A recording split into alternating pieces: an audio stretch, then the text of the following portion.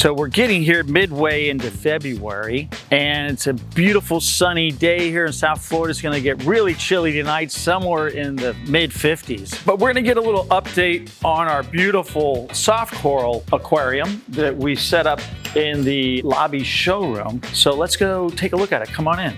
We've now had the 400-gallon trade show aquarium that's on wheels that you saw set up and put in some corals and some initial fish. Now we're really advancing. So it is got a whole nother plethora of different corals and new fish that we put in. One of the interesting things we did to it, which really worked out well, a friend of mine recommended that we would up the magnesium and slow down the diatoms, and by gosh, it's actually worked really well. The diatoms aren't blooming on the glass like they were doing before. And I think on the last video, we even poured in the coralline algae that we took off of a sump in the back in the aquaculture labs throughout the aquarium. So it is starting to establish well.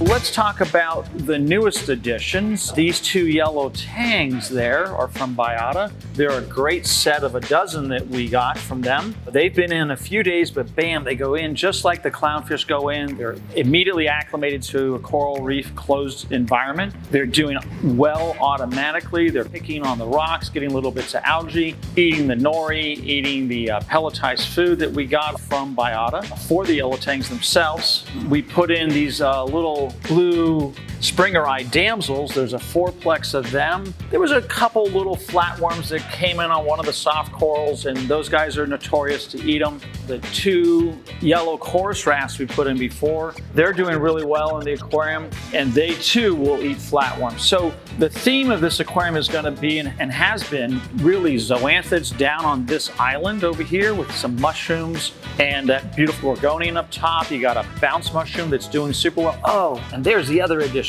Look at that mandarin goby. There's two of them right there.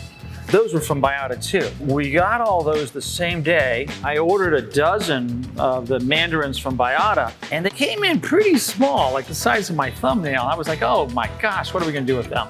So I said, let's put them in the 400, all of them. So there's a dozen of them in here. And you look around, you take your time, and you'll find them here and there coming out from the rocks.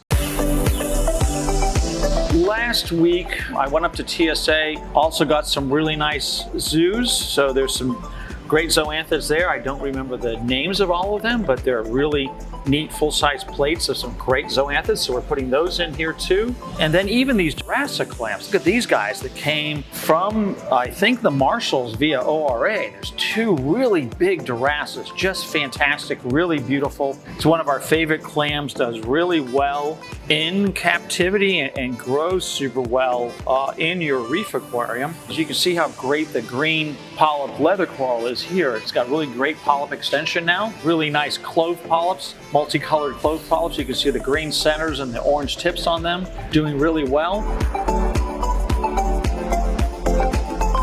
Really nice Kenya tree that's put up on top, a couple stems up there. That's actually really green. That was only put in a few days ago, so it's gonna grow up kind of nice and high over here too. It's really gonna grow up and fill in over that spot. It's a new mushroom here. Look at the blue Springer-eye damsels. They look really great. And then there's new zoas. I got this zoa from Jolene's office aquarium. There's one over there. Looks like a watermelon from Jolene's. Right here's another one from Jolene right there.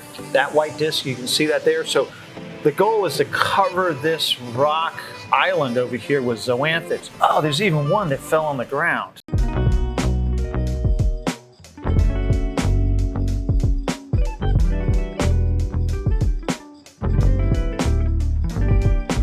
You look down the length of the aquarium, you can see how really clear the aquarium is here, getting towards the end of the day with just a couple CHEMI-PURE blues inside the aquarium. And we're getting a little of this neat DKI fish food that we picked up from Biota when we went over there and got the fish. Boom, everybody, yellow tangs, look at them tearing it up. Just great food, it smells good too. I'll give it another couple of months of growing in, and we'll do another video. By that time, you can tell there's coralline starting on the rocks in the aquarium. We'll really get a good bump in the growth of coralline in the aquarium. Let's make a quick look underneath. So we got some chaeto down there in the sump. A little lower in the sump, we're dosing right here with a buffer calcium mag and some elements. The protein skimmer is doing well. Look at nice protein scum up there. And again, a basic reef system, but really growing super duper well.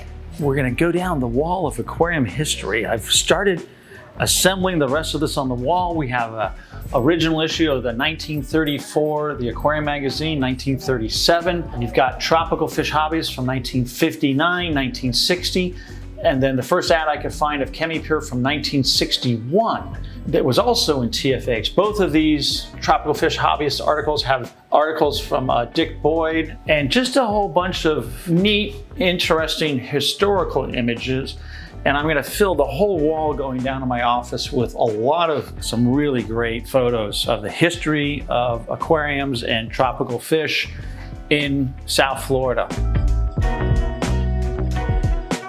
Remember to like, subscribe, send your questions, and we'll see you next week.